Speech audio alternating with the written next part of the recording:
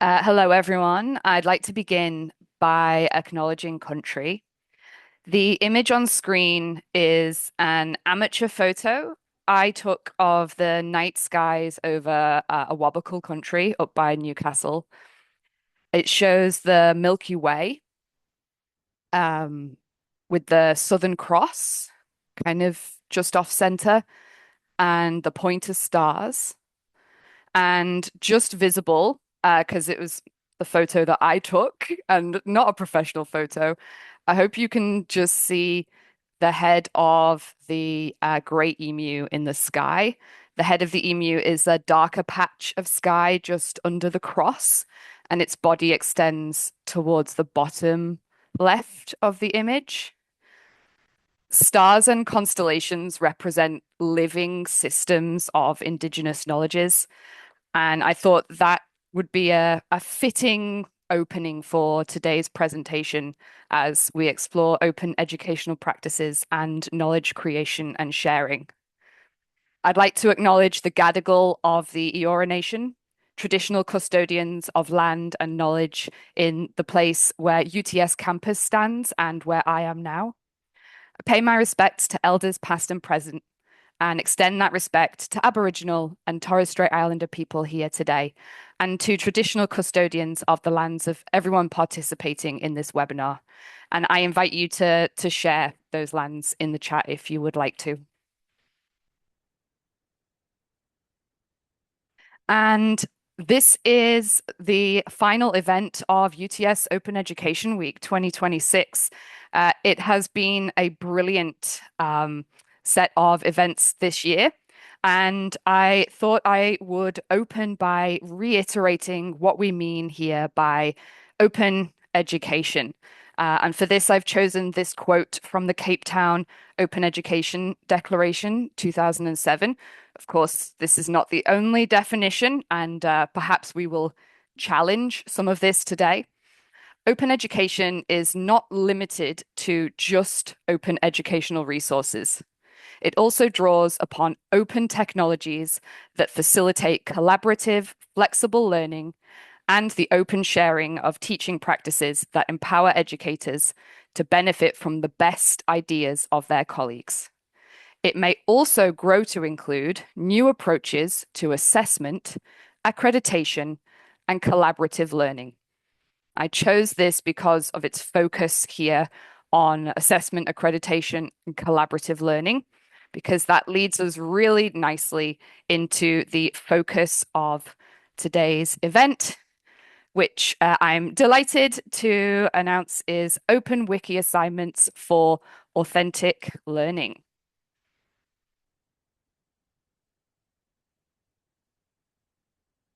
And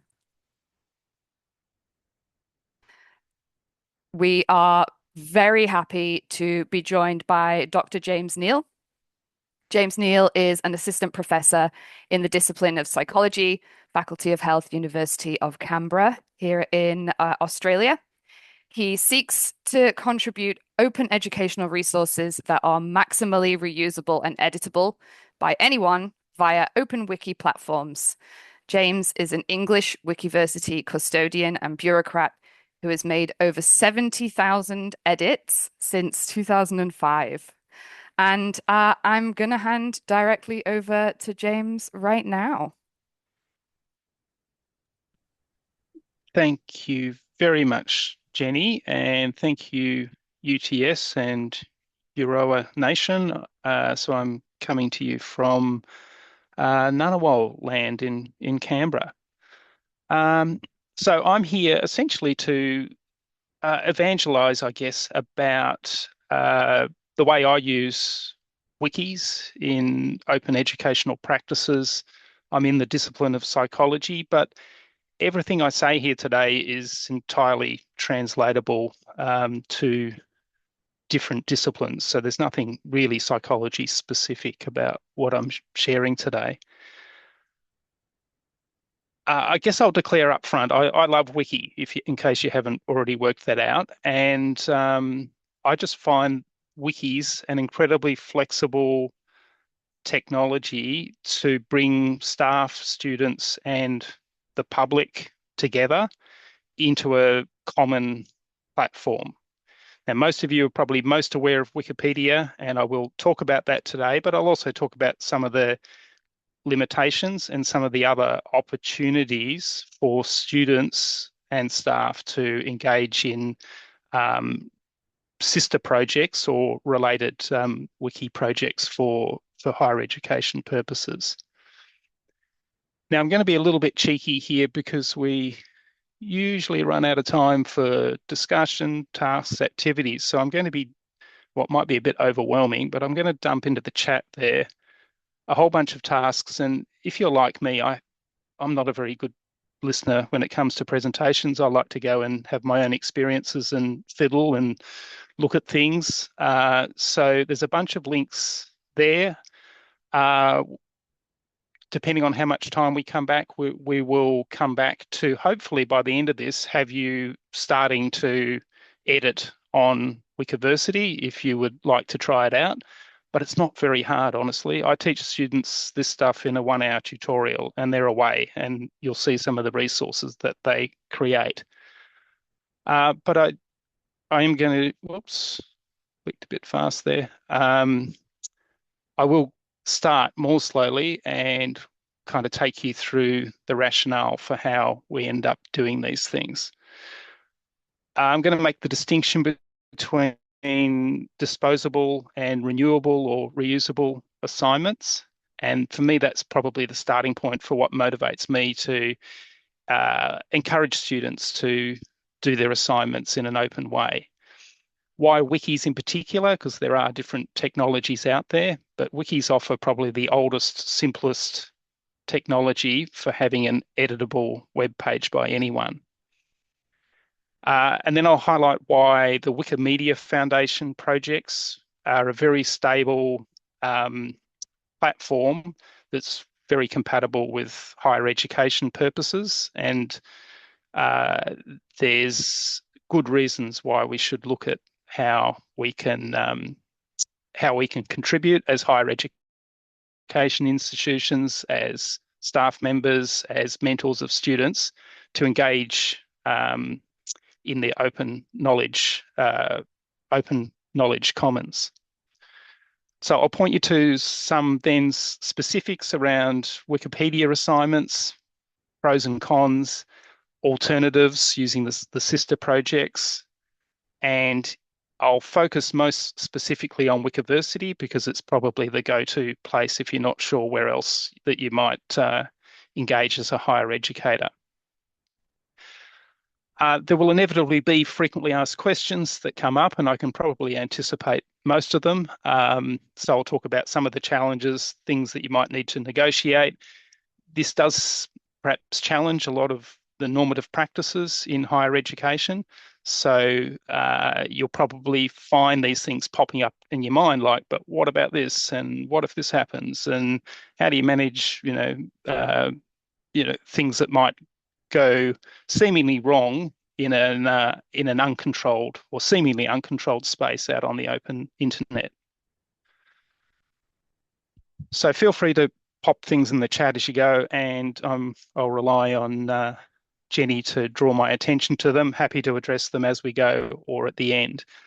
But if I was in a one-on-one conversation with you, probably my first question would be to ask about what experience have you had with wikis? Have you gone as far as contributing, perhaps? Have you ever edited a wiki? Have you ever edited a Wikipedia page, for example?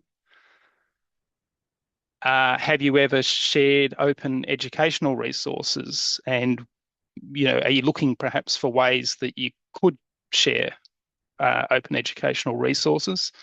And do you think that maybe learning how to edit a wiki might be a useful learning experience for your students?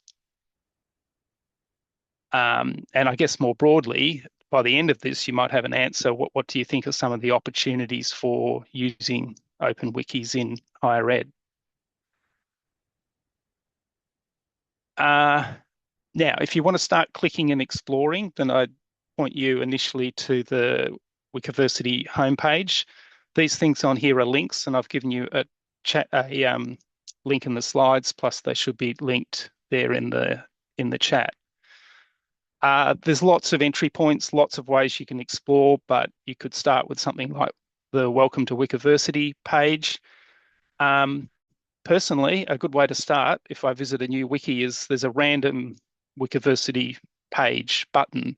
And if you just click on that multiple times and open up a whole bunch of tabs in your browser, you'll start to get a bit of a feel for some of the better things, some of the worst things, some of the diversity in topics. A lot of it's still in development. There's pages that people have started, maybe not matured, but on the front page, you'll also see featured projects for more mature work. I will be talking about a project I've run with over the last 10 plus years, where third year psychology students have so far authored about 1,000 unique chapters. So what used to be maybe an essay type assignment, they now write each year they'll write a unique topic and add it to this book project, and that sits there for others to use. And then if you feel ready to get your fingers kind of dirty, then create a Wikimedia Foundation account. It's a global account. So if you've already got a Wikipedia account, you've already got a Wikiversity account, you can edit any of the wikis. If you don't have one, then that's the place to start. And then log in and you can start by editing your own user page to introduce yourself. Yeah, interested to see. So Dimity's talking about Blackboard having a wiki function. So I'm using the sort of term open wiki to distinguish from, if you like, an in-house LMS wiki. And if you haven't had wiki experience, that an in-house wiki, which only your students can see, only your students can edit, is a good, safe, healthy place to start. But after a while, you might go, but this is cool. What if we could share it more broadly? What if the public could see it, etc.? So if you want to get outside of the walled garden of your learning management system, then this might be a next step.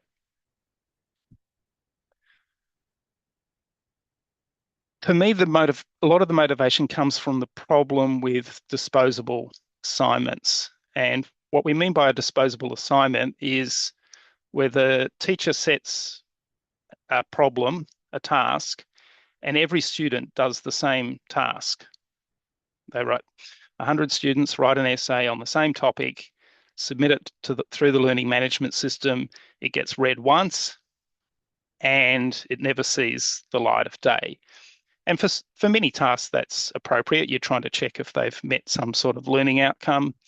However, it also could be criticised for being a bit of a waste of opportunity and potential. With a renewable or reusable assignment, each student ends up with a unique task. And they can, if it's an open assignment, they can see each other working on those tasks. And that product becomes more than just an assessment item. It becomes something they can put into their e-portfolio. So it's an artifact of their learning. They could share it with a future employer to show what they can do.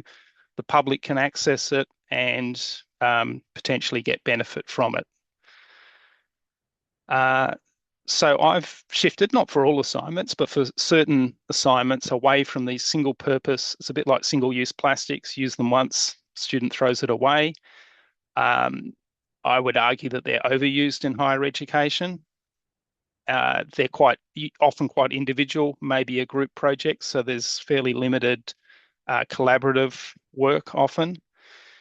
And for me, quite limited empowerment of students in terms of what generic skills they've got, and their work is sort of is not necessarily of ongoing use. So a renewable or reusable assignment, students are doing unique tasks in an open platform environment. They can pop that work into their e-portfolio, into their resume. They can post about it on their social media. So it's something that they can be proud of and showcase. It also means that learning can take place in a open, social, collaborative way. And to the extent that you want students to, you can encourage them to be collaboratively working on things rather than just individually working on them. And so, in my experience, students emerge from this feeling significantly empowered about their ability to communicate their ideas out into the world. It represents a set of skills that they're going to be expected to use in the workplace, where tasks are generally not individual. Writing is edited by others, improved, they get feedback, they have to adjust it. Writing tends to occur iteratively in real time via, cloud-based real-time editing. Uh, and so it's much more reflective of the dynamic challenges of engaging in, professional communication. Why Wiki? Uh, it is still the case that much of the internet is passive, what we might call Web 1.0. And this is where we just go to the internet and we consume information, read text, watch videos, etc. Wiki is what we might call Web 2.0, which is where the user can interact. The user can comment, user can edit, user can create. So users are more agentic in their experience of the information. And a wiki is simply, and it was developed in the very early days of the internet as the simplest web page that can be edited by anyone. That's what makes a wiki a wiki. And so that makes wikis ideal for collaborative development of the knowledge commons. So that brings us to the Wikimedia Foundation, which is the largest, I guess, the most successful wiki project. It's not the only one by any stretch. The software that sits underneath Wikipedia and its sister projects is open source software. So you can download it and you can put it on your own server if you want to set up your own wiki. And there are many projects that have done that. The mission of the Wikimedia Foundation, which is not a non-profit organization registered in the US, is to empower and engage people around the world to collect and develop educational content under a free license. And so education is actually in the mission statement of the Wikimedia Foundation. That's its raison d'etre. And there is a specific sort of focus within Wikimedia, like there's an education hub. We believe Wikipedia and its sister projects belong in education. When learners of all ages contribute to Wikimedia projects as part of their learning, they gain significant 21st century skills. And so for me, this, as well as the sort of disciplinary knowledge and focus that students are working with, arguably more importantly, it's those generic skills, those graduate attributes where they're craving, the students are craving, we're craving for them to get something like real world experiences, professional experiences that are going to set them up for their future careers, and engaging in an open knowledge platform offers that sort of experience.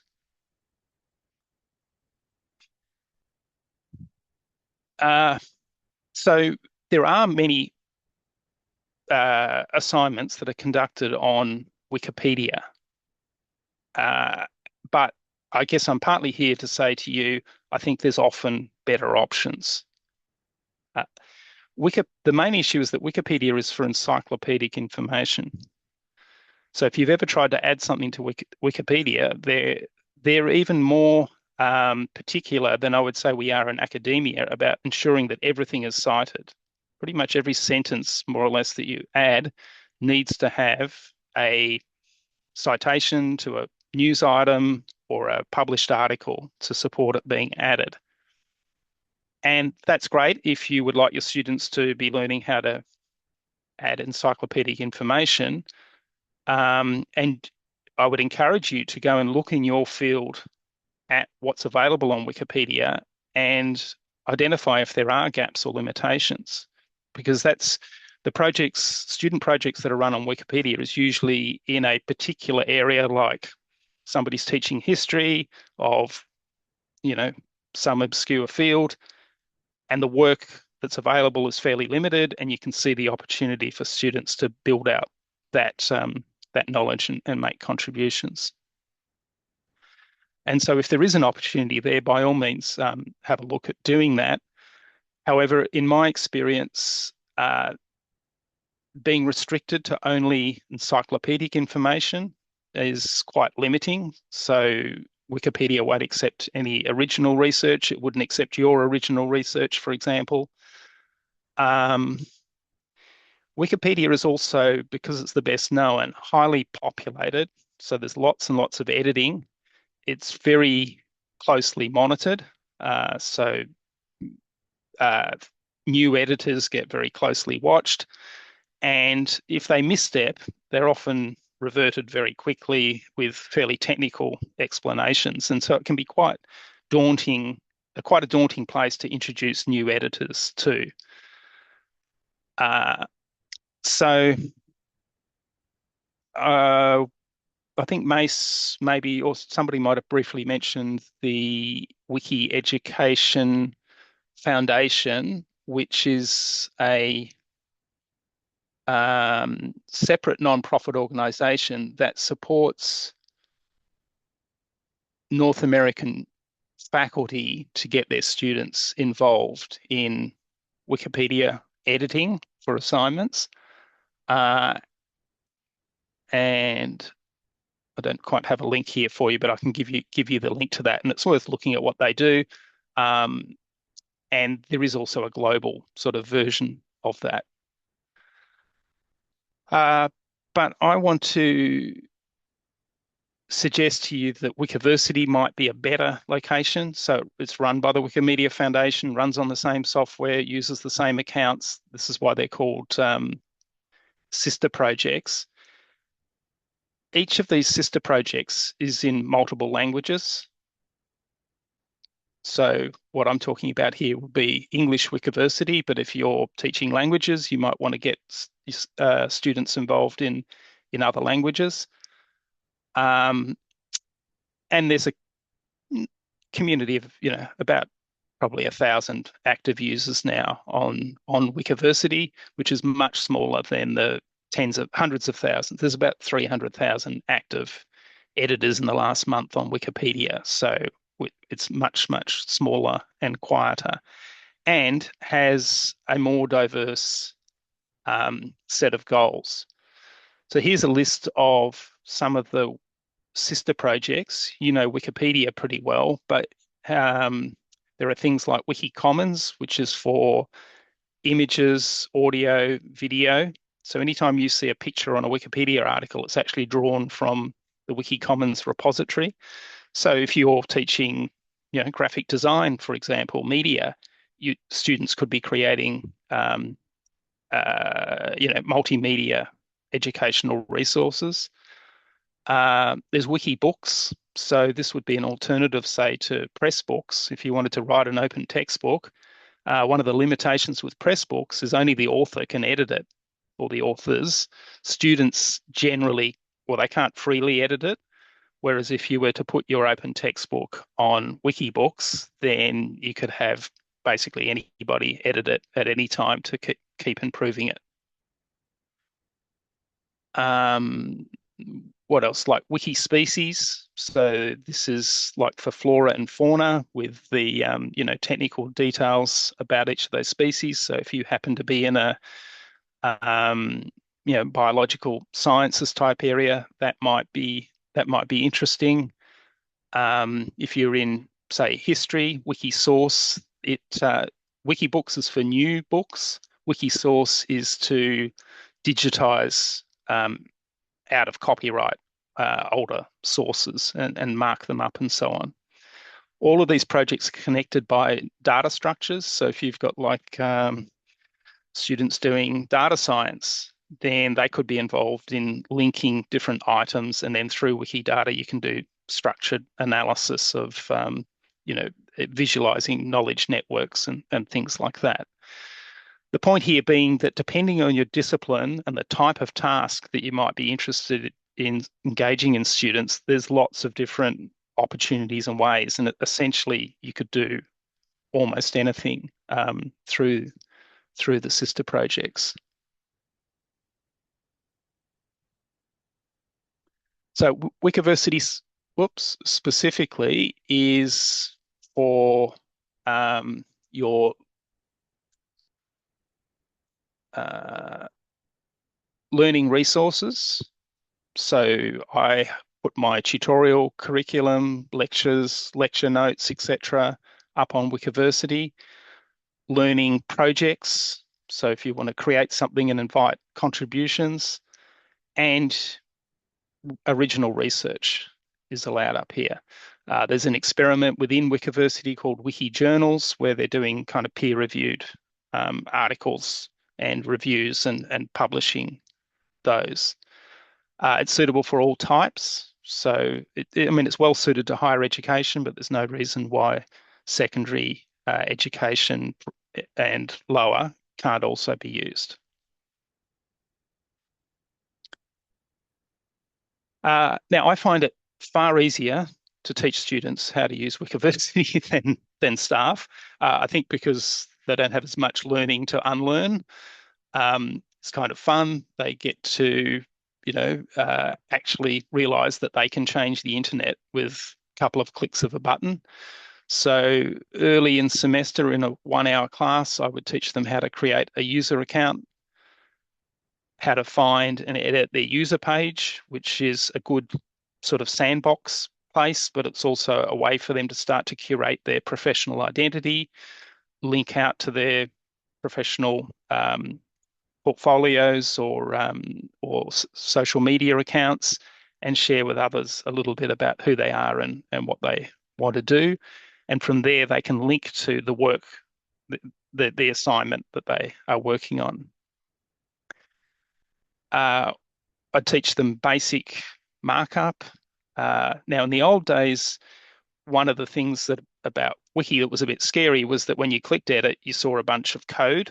And the Wiki markup code is really like simplified HTML. But now there's WYSIWYG editing as well. So that's what you see is what you get.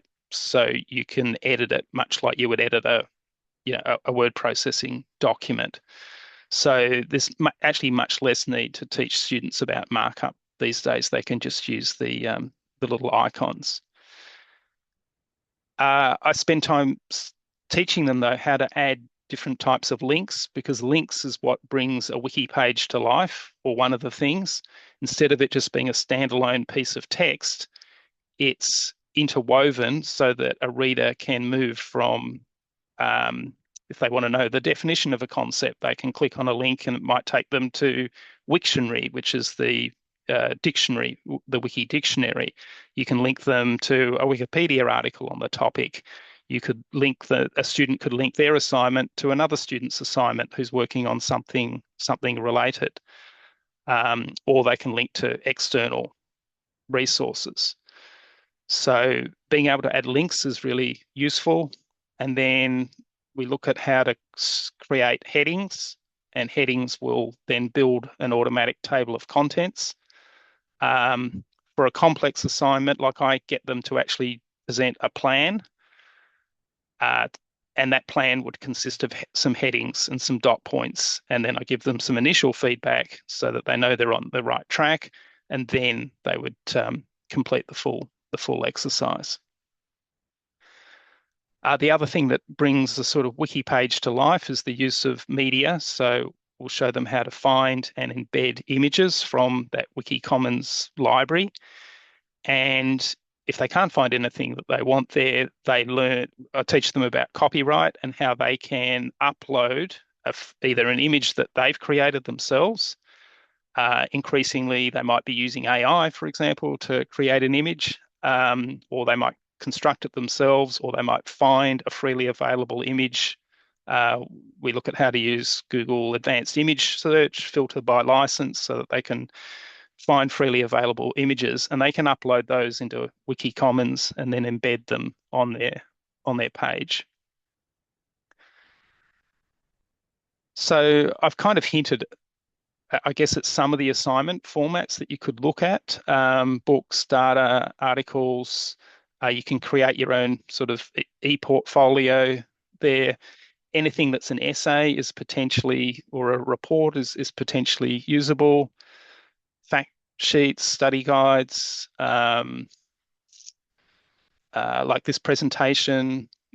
People organise conferences via Wikiversity, so they can list all their presentations and link off to the specific pages, etc.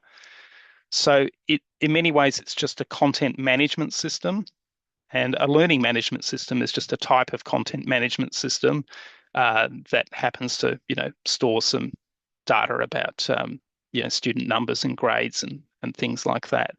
So what I try and do actually is put all my generic information and content out onto the open web, and then in my learning management system, I just retain what is essential, which is things associated with privacy and compliance and things like that. So a student could work in the open web, curate their assignment. Then when it comes time to submit, they can convert that into a PDF, submit that PDF through the learning management system so that there's an institutional record. But their living, breathing assignment, which they can continue to work on, exists on the open web.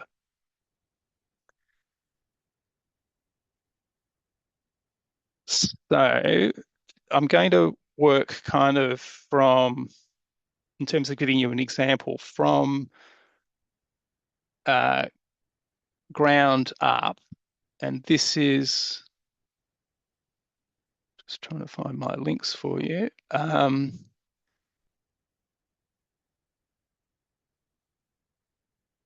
This is an example of a student assignment. So originally I thought, oh, if I give students assignments about motivation and emotion, surely I'm going to run out of topics. But I found the opposite, that it is amazing how many different subtopics there are within this field. And so each year I generate, I've got 150 students a year, I will generate essentially 150 questions. And that might seem to a lot of people like very onerous, and it does take a little bit of time. It's actually got easier with AI because I can feed all the past list of 1,000 chapters, and I can kind of say, look, what hasn't been covered? Can you suggest some new topics? And then I curate those. So each student signs up to a unique question, and the questions have a title and a subtitle, and the subtitles always end in a question because that gives them a direction to go. This is optional, but I also have them create a 3-minute multimedia overview, and they can host that on Wiki Commons. They can host it on YouTube. Doesn't really matter as long as it's available, and that's linked underneath there. And then they're given a sort of generic structure that they follow. So every chapter would have an overview with a little scenario or problem to engage the reader, an image that illustrates the topic, and then they introduce the topic and why it's of interest and relevance. And then they'll customize the rest of the chapter structure. It also has some standard sections at the end for the conclusion and links and things like that. So that would be if you drilled right down to the bottom to see an actual student assignment. And now I'll kind of zoom up, if you like. So above this would sit a page that lists all of the assignments in, so this is the one being developed for this year, 2026. So this is me starting to brainstorm the list of topics, and most of these topics are waiting for somebody to sign up to them. Okay, looks like the students already jumped in. We've got an early bird, so if the the students are able to find this prior to the semester if they want to get going. A blue link means that there's already some work on that page. That probably means that's an old page that somebody didn't complete, and so it's being recycled for this year. And they would come along, click edit on this page, and then they would change a username to theirs, and that means that they've then secured that project. If we zoom up one more level, then this is the list of all the volumes listed by year with 100 to 150 chapters in each of those years. They can be text searched, there's categorization, you can browse by topic, etc. So there's various ways to find and explore these projects. Now, I've neglected giving you some links here, so let me just paste into the chat there. And then if we zoom back up one more level, this is the home page for the unit of study. I've set this up to look pretty similar to the Canvas page so that it'll link back to Canvas here, but it'll have lists of the lectures, lists of the tutorials, etc., and the assessment items and the book that we're collectively working on.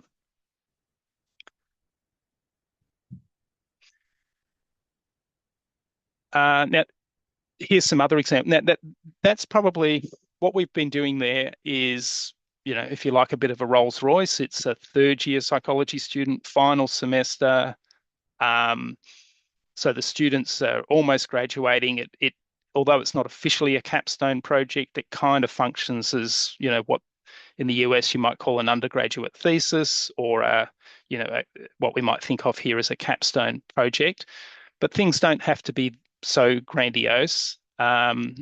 This is another University of Canberra health project. The lecturer has exercise physiology students write 1,000-word article critiques. So they each go and find a peer-reviewed published article, or they select one from a list, and they then need to write a 1,000-word critique on that. And so that's a relatively simple version. That's done on Wikibooks. You can, like those book chapters I've been doing, I'm putting on Wikiversity. You could put them on Wikibooks. There's a close relationship between Wikibooks and Wikiversity. Oops. In this one on Wikiversity, digital artists wiki project assignment, students write articles about they select a digital artist or technology of their choice and profile them. I came across this global audiology project, which got moved from somewhere else. So that this was a project to try and provide global resources from lots of different countries. So it's quite cross-cultural about audiology, and not sure where they started, but they've moved all of their resources onto Wikiversity, and then people from different parts of the world will improve those resources. So you could have, and they have students contributing to that database. So the list kind of goes on. There's really no limit on what might be possible. It's kind of up to your discipline, the kind of task you want, etc. Now, if I can anticipate some of the frequently asked questions that might come up, probably the first question I get from students is, what if someone changes my work? Because we're saying this is openly editable by anyone. And at first, I think people look at it a bit like you might look at a bike if you'd never seen a bike before, and you go, hang on, that's impossible. How could you balance on two wheels? Surely you're going to fall off. Gravity says you must fall off. And I think people look at wikis like this and they go, hang on, that surely has to break. And the answer is that one of the fantastic things about Wiki is every time you hit edit and save, there's a record kept, and there's an edit history. And you can go into the history and you can see every single thing that anybody did and which user did what. So usually what would happen if somebody jumped in and changed your work, most of the time they'll have improved it, in which case you can thank them for the improvement. If in your view it wasn't an improvement, then you just roll it back to the earlier version. Um, and in the extremely rare case where somebody's actually attempting to vandalize your work, far more likely than you noticing it, somebody else will have noticed it because there's a whole bunch of wiki nerds and boffins scrutinizing, the recent edits from new users. We've got abuse filters set up and all sorts of, automatic bot tracking. And so probably whatever happened was reverted before you even noticed it. On top of that, I can assure you people are far more interested in going and vandalizing the Wikipedia page about penis or the Wikipedia page about Israel or something than they are about finding your little academic project over on Wikiversity. So this generally is a non-issue, but it is something that we talk to students about so that they understand. And we also teach some wiki etiquette, I guess, because if you're not sure about a change you might make to a page, you might be better off commenting on it rather than just going ahead and changing it. So we talk about how you can give feedback as well as how you can edit directly. Editing is scary. I don't know how that comes from students and implicitly, I think, from staff. And like as I've said, it's actually remarkably easy. If you can learn to use a word processor, you can learn to edit a wiki. I don't want my work on the internet. So it's important to provide alternatives. As students own the copyright to their work, we can't force them to release it under an open license. So we do a bit of education around copyright. And if they don't want to contribute their work in that way, then you need to have a submission stream where they can meet the learning objectives by doing an internal submission. For staff, usually the most common comment is, hang on, I'm not sure that my institution will let me.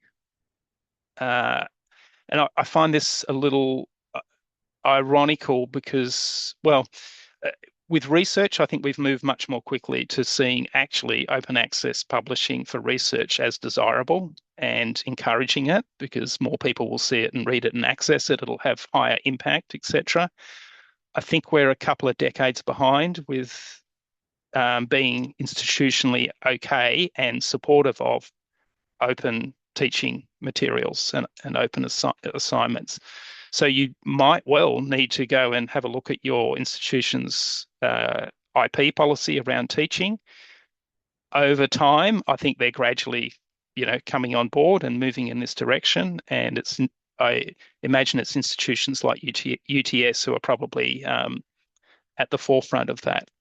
But you do need to check whether it's okay before you maybe go release some teaching materials. So, yeah, in my experience, the motivation to teach openly is not all that strong. Most people either, I think mainly because of the normative culture, but perhaps also there's a fair bit of ego in academia that this is mine, you can't have it.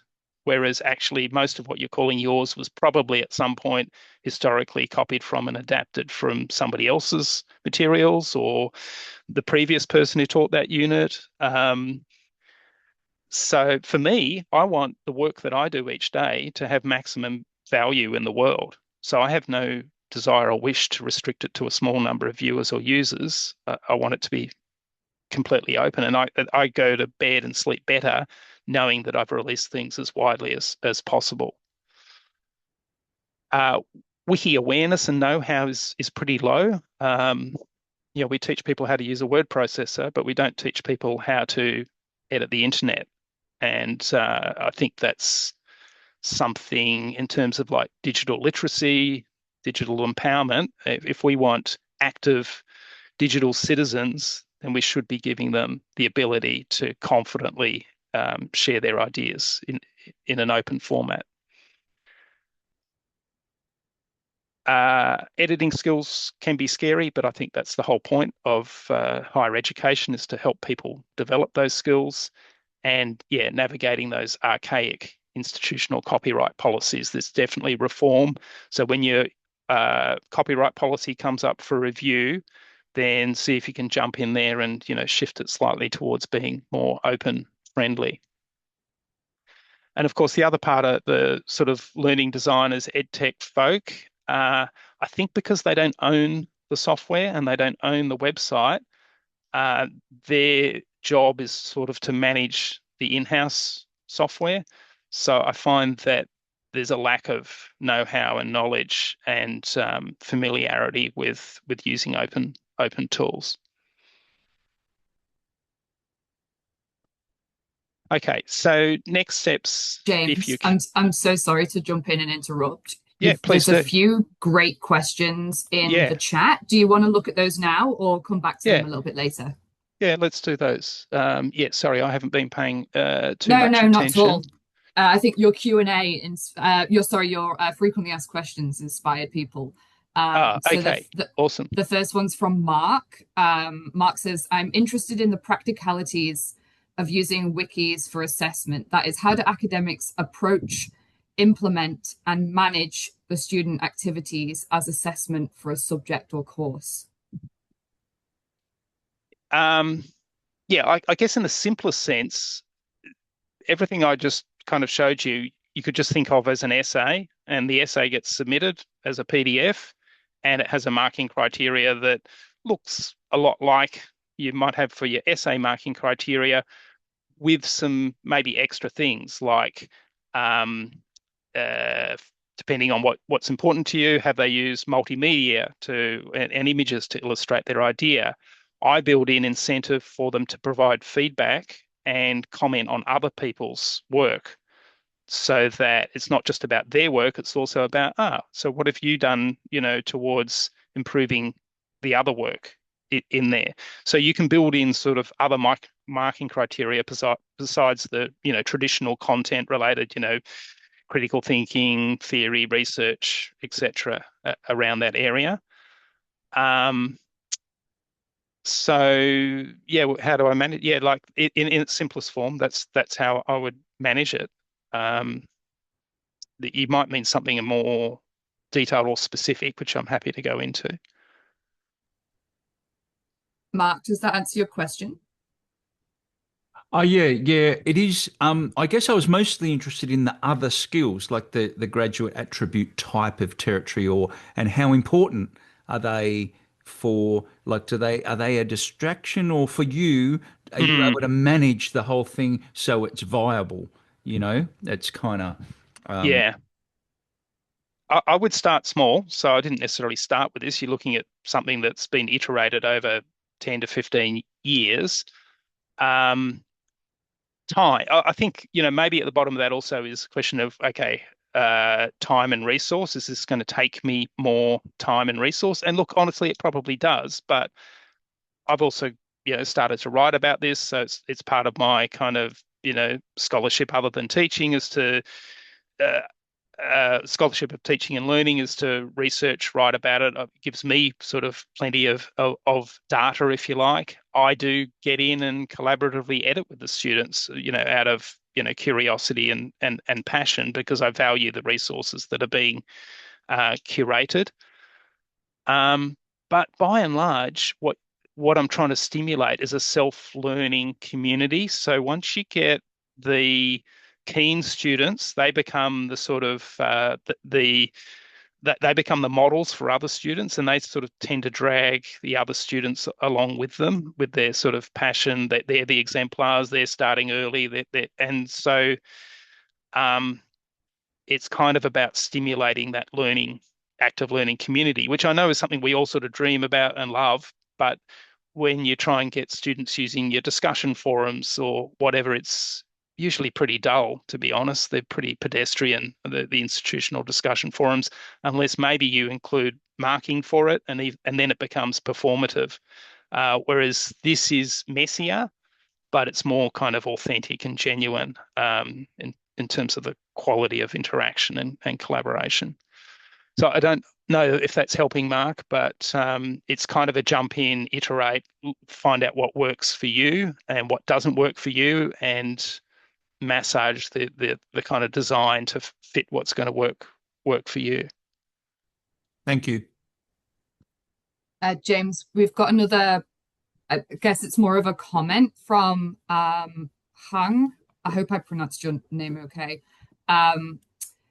Thank you so much for sharing. This is a really good idea for students to learn and contribute. I'm excited and will share with my students. Only one concern from a student perspective, they are quite like aesthetic design. So I think they may find it more interesting if they can have more freedom to design nicely. For example, now almost our students' presentation are using Canva and beautiful templates. Have you had that experience at all?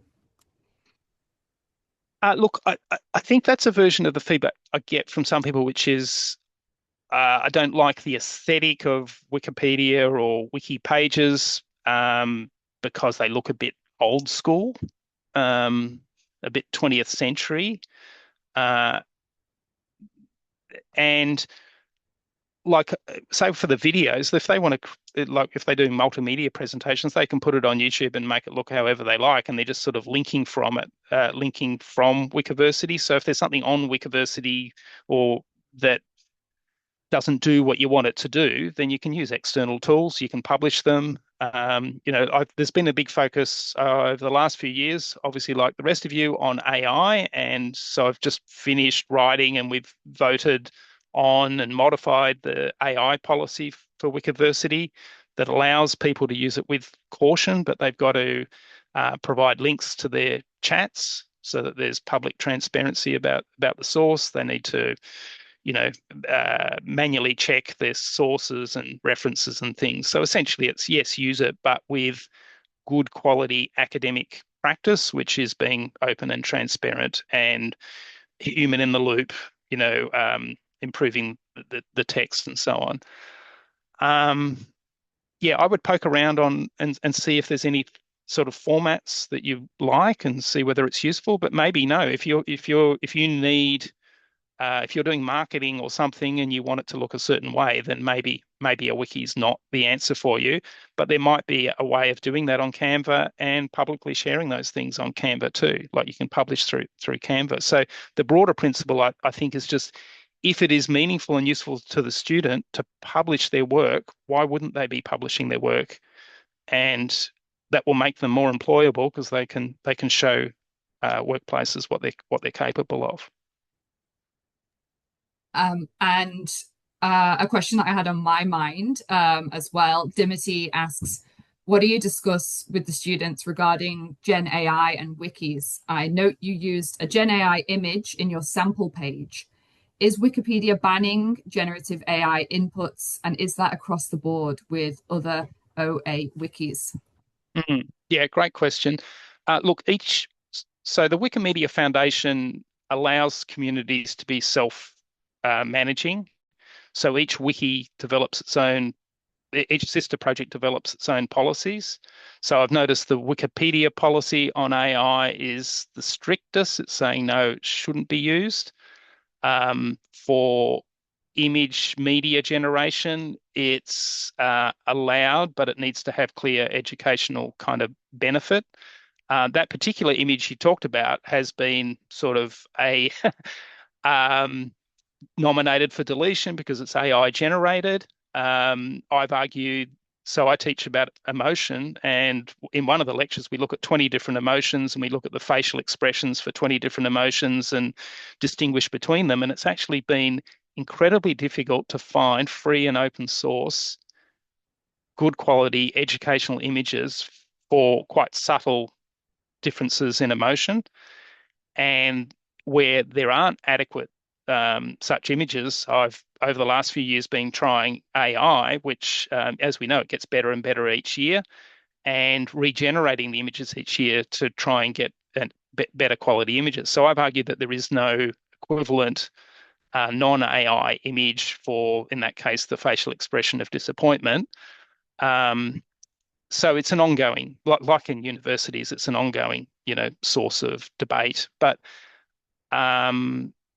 and I know you guys had a debate earlier in the week about is open educational practices compatible or not with Gen AI. Ironically, a lot of what's in Gen AI has been trained on Wikipedia and the open source wikis. They're seen as a very high quality data source for Gen AI training, but we don't want to give up on the human curation and generation. We need to sort of keep that going. So yeah, we discuss it, and I show them how they can link to their chats. So every time you edit, there's a little box that says create an edit summary, and they should be filling out those edit summaries to explain what they've been doing. So this is like a list of, maybe that's not the best example. Let me go to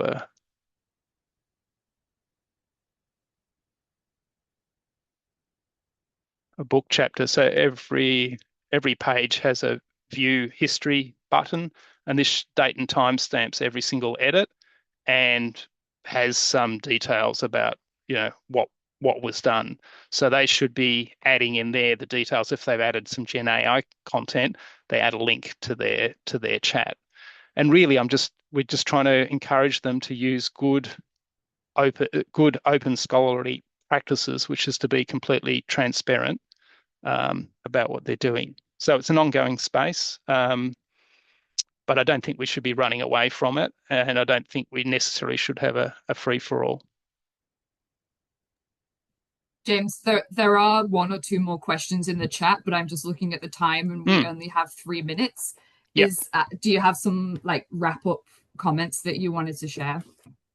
Oh, look, I encourage you to create an account, poke around, see what is and isn't available in your field. Maybe there's good resources that somebody's already developed that you can use. Think about how you can contribute, even a small thing. It doesn't have to be grandiose. Is there an image that you've developed that could be useful to others? A lesson plan, a tutorial, and just dipping your toe in the water, you'll find out whether it's something that you want to pursue. And if it is, then think about, is there a disposable assignment?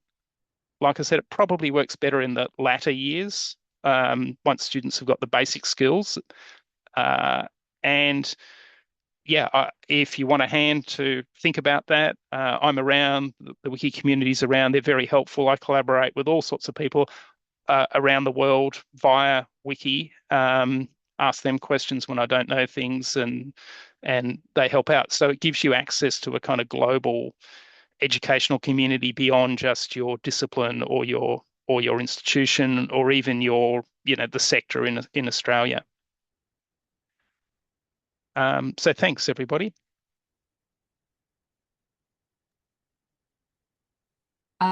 Thank you so much, James. Really appreciate the time that you've spent with us today. I think Ash mentioned in the chat that she's filled with joy at these kinds of discussions about wiki assignments. I have to say, I feel like a renewed sense of motivation after seeing this discussion and the really thought-provoking questions. We have posted a link for feedback in the chat. So please, if you've got feedback, positive, constructive, go to that link. You can drop us a line. And yeah, otherwise, thanks so much to James for joining us today. And thank you to everyone in the audience for participating and asking questions. Thanks, everyone. Thank you. I'll put that chat to the AI policy that I think Ash is asking for in the chat. Thank you.